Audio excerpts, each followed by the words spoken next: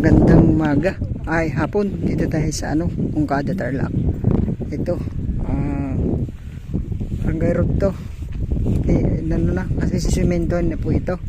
Tapos doon Barangay Cemented Road. Yung property na yan. Daan tayo mamaya. So ito. Tinatamnan ng palay, gulay, mais, sibuyas. Lahat pwede. Ayan. Along Barangay Road doon. Cemented Road ito. Sisementohin na rin. Hanggang doon yung property 1.8 hectares hanggang doon sa may mangga. Ayan, so papaliparan natin yung doon, makikita nyo. Tapos may part doon sa harap ng Barangay Road na nakabakod simento, so pwede nang magpatayo ng bahay doon. Tapos dito naman pwedeng taniman na ng farm, so gawing farm, residential farm to. So may daan sa harap, may daan din po sa gitna. Tapos from town proper nasa lang to, 3 to 5 minutes lang. Malapit lang to sa town proper. Teplex naman siguro nasa lang 10 to 15 minutes. Tapos diyan Cemented Road, sabihin na nating 150 meters. Ayan. Power line nandito na rin. So magandang residential farm to. Pwedeng magbahay doon, pwedeng magbahay dito. Tapos taniman na ng halaman ng dito, palay, gulay. Tapos alagaan ng hayop sa dulo pwede. Kasi wala namang mga bahay doon.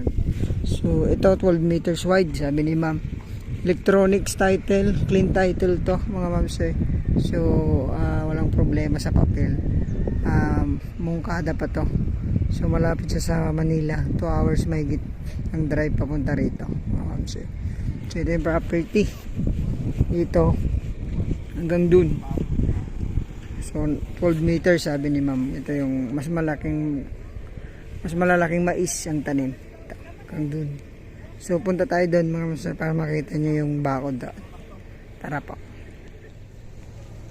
Ayan, ito po yung harap. Nakapader siya. Ito yung Barangay Road, 2 lane. Ito yung bakod. So sabi ni Kagawad, hanggang dyan yung property pag ganyan. So susukatin na lang para malagyan po ng bakod dyan. Tapos dito na lang yung gate natin. Pero dito ang harap niya. Dito. Sa harap niya naka-gate. Patingnan natin sa dulo. Pasukat danto na niya. May nawasa na ba dito Kagawad? Nawasa. Merong nawasa, kuryente, internet. Doon tayo galing. Doon po tayo galing. Ito yung pwedeng pagbahayan. Pwede tayong magbahay dyan, nakabakod na rin. Hangdun. So 2 daan. So 2 lane. Tapos gitna. Ayan. Taniman ng palay, gulay, mais, sibuyas, pleto. Sir. So ang price nito mura lang. Kasi dito mahar na. Nasa 200 lang to mga ma'am sir. 200 per square meter. Sagot pa niyang capital gain tax. Papabalikin lang daw niya yung niya. Kasi uuwi na sila sa ibang bansa. Ang may-ari kasi nito, taga ibang bansa. Nabili rin niya.